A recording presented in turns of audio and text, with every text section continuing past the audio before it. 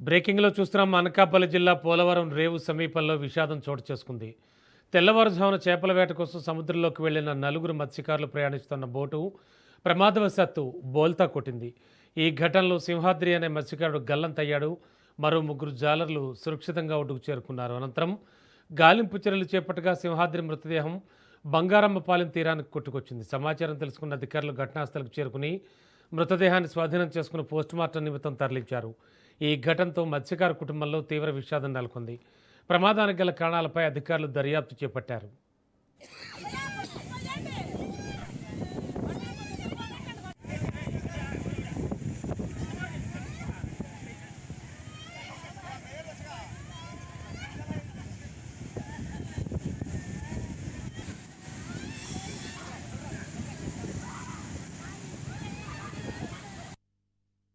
ఈ రోజు ఉదయం తెల్లవారుజాము 4 గంటలకి సముద్రంలోకి వేటకెళ్ళడం జరిగింది. ఆ సముద్రంలోకి వేటకు వెళ్ళేటప్పుడు సోరాడ బంగారి, అర్జిల్ చిన్న, చోడుపల్లి సింహాద్రి వేటకెళ్ళడం జరిగింది. అందులో చోడుపల్లి సింహాద్రి అనే వ్యక్తి తెప్ప తిరగబడంతో కనిపించకుండా వెళ్ళిపోయాడు.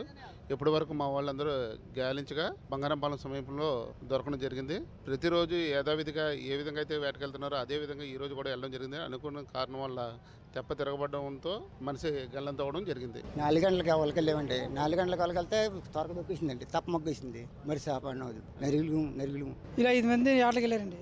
ఏటకి వెళ్తే ఇంకా పడవ తిరగబడిపోయింది. కట్టెలు పడి తిరగబడిపోతే ఇంకా అందరూ గల్లంత అయిపోతే మనిషి ఒకరు ఒడ్డెక్కారు. అతను రాలేకపోతే మనిషి కనపడలేదు.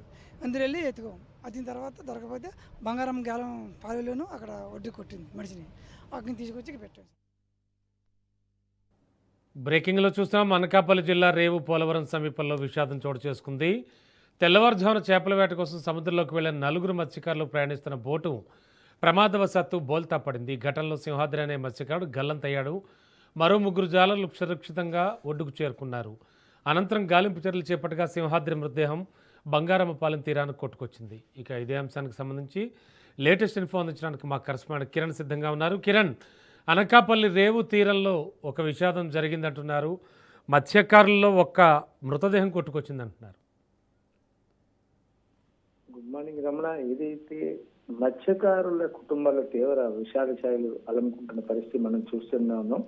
గత 2 రోజుల నుంచి కూడాను విశాఖ తీరం వెంబడి అలల వృద్ధికి మత్స్యవేటకు వెళ్ళినటువంటి బోట్లు ఏవైతే ఉన్నాయో అనూహ్యంగా జరగడంతో ఓ పక్క గల్లంతో అవుతున్న పరిస్థితి నెలకొంది. తాజాగా మనం చూసుకున్నట్టయితే ఏదైతే అనకాపల్లి జిల్లా రాయవరం మండలం రేవు పోలవరంలో ఈ రోజు తెల్లవారుజామున వేటకు వెళ్లేందుకు నలుగురు మత్స్యకారులు సిద్ధమయ్యి బోటుతో పాటు సముద్రంలోకి వెళ్లిన నేపథ్యంలో అలల ఉధృతి కారణంగా బోటు అనూహ్యంగా బోల్తా పడింది. ఈ ఘటనలో ముగ్గురు తప్పించుకొని బయటపడగా మరోవైపు చోడుపల్లి సింహాద్రి నుండి మరో మత్స్యకారుడు చనిపోవడం జరిగింది. ఇతని వయసు సుమారు 50 సంవత్సరాలు ఉంటుందని తెలుస్తుంది. ఇతని బంగారమ్మపాలెం ఒడ్డుకి డెడ్ బాడీ కూడా రావడం జరిగింది. విషయం తెలుసుకున్నటువంటి స్థానిక మెరైన్ పోలీసులు వెంటనే గస్తీ నిర్వహించి బాడీ కోసం ఐడెంటిఫికేషన్ చేస్తున్న నేపథ్యంలో బంగారమ్మపాలెం తీరంలో ఇతని బాడీ దొరికింది.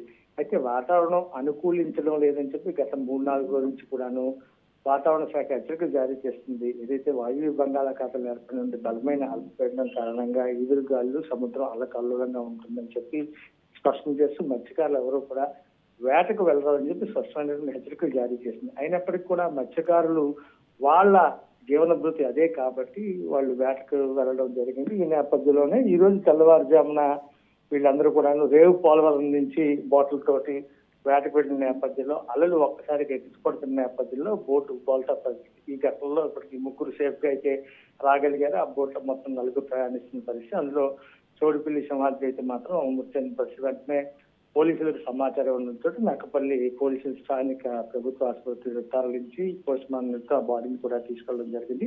ఇంకో పక్క ఆ కుటుంబ సభ్యులు కూడా సమాచారం ఇవ్వడం కూడా జరిగింది. కుటుంబ సభ్యులు అయితే మాత్రం శోకసంద్రంలో మునిగిన పరిస్థితి. పొద్దున్నే ఇంటి దగ్గర నుంచి బయటకు వెళ్ళాడు. సాయంత్రానికి ఎంతో కొన్ని చేపలను తను తీసుకువస్తాను అని చెప్పి చెప్తున్న మనిషి ఈ రోజు హఠాత్తుగా గంట 2 గంటలోనే కనుమరుగైపోయిన పరిస్థితి. మృత్యు ఈ రూపంలో అలల రూపంలో తన భర్తను తీసుకుని వెళ్ళిపోయిందని చెప్పి ఎవరైతే సింహాద్రి భార్య ఉందో ఆవిడ కన్నీరు మున్నీరు అవుతున్న పరిస్థితి నెలకొంది రమణ.